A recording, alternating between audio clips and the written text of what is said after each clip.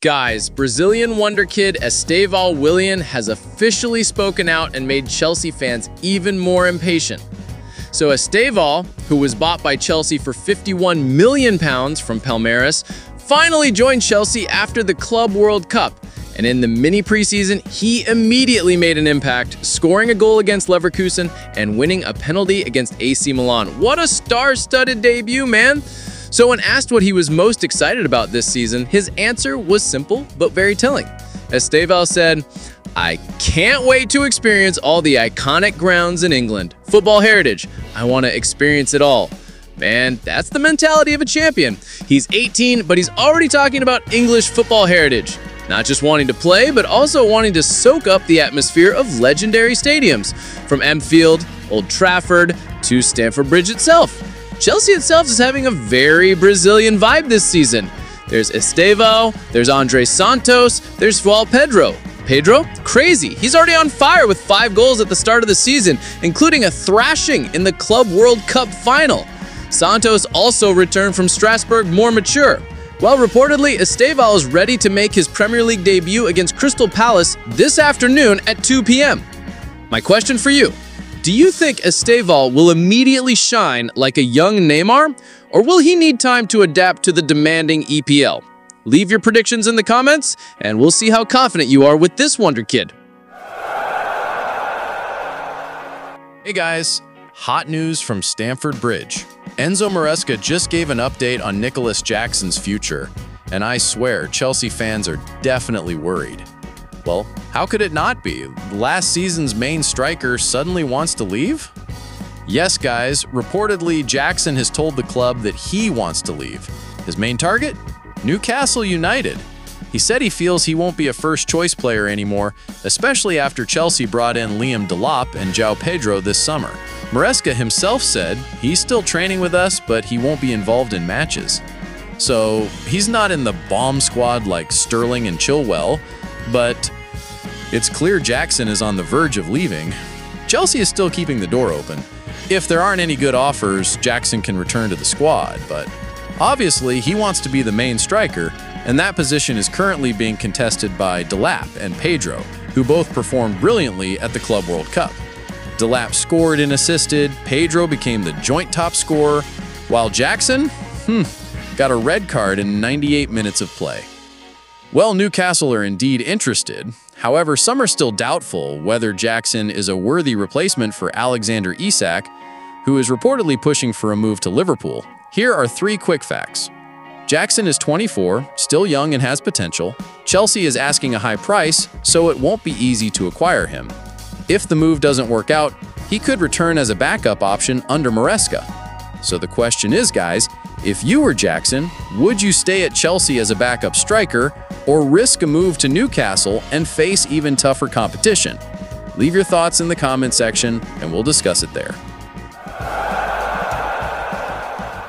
Guys, Chelsea is in emergency center back mode. Okay, Levi Colwill, ACL injury, out for almost a season. Wesley Fofana and Benoit Badiashile still in the treatment room. Our center backs are like a clinic waiting list, all full. Enzo Maresca has spoken frankly. He said, "We need a central defender, and not just to fill the quota, but also for Chelsea's build-up play, which has been relying on Colwill."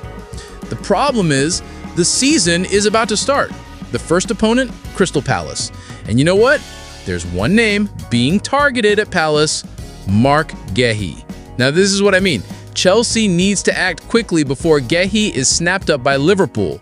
Why Guehi? Okay, he's already proven in the Premier League. He has 1 year left on his contract at Palace, meaning he can negotiate the price.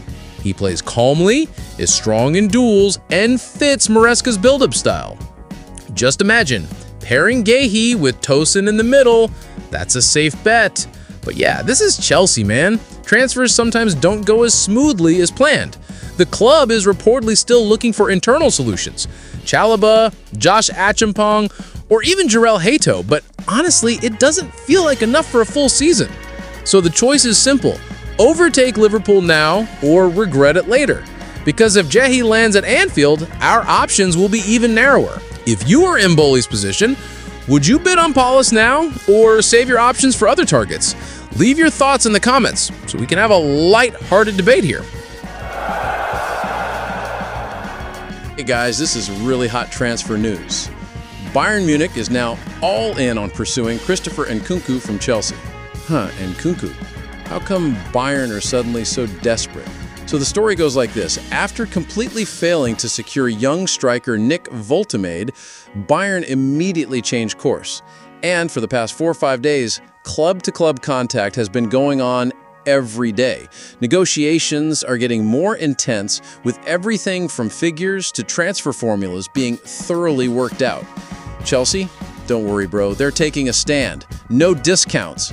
Bayern's initial offer? Immediately rejected. Chelsea wanted a high price plus add-ons, especially since they realized Bayern was desperate for an additional striker. Wow, this is like Chelsea playing chess. Knowing their opponent needs them, they immediately go all out and ask for a high price. Now, as for Nkunku himself, he's reportedly okay with a move to the Allianz Arena. Who would turn down playing for Bayern, the German giants? But the problem is, if this deal happens, it could make the transfer market even hotter, and Chelsea fans could immediately split into 2 camps. Those who are willing to let go, and those who will be furious. So, I'll throw it at you. If you become Bayern's director, would it be better to go all in for Nkunku now, or hold the money for another target that could be a long-term investment? Write your answer in the comments column so we can have a lively debate there. Guys, Villarreal has officially submitted an offer for Chelsea defender Renato Vega. But, according to Fabrizio Romano, the offer is far below the Blues' expectations. Far means how much? Well, if Chelsea asks for 40 million euros and Villarreal offers under 20 million euros, it's no wonder it's called far. Actually, Villarreal had previously targeted Axel Disasi, but were stuck due to price. Their transfer record was only a little over 20 million euros, guys.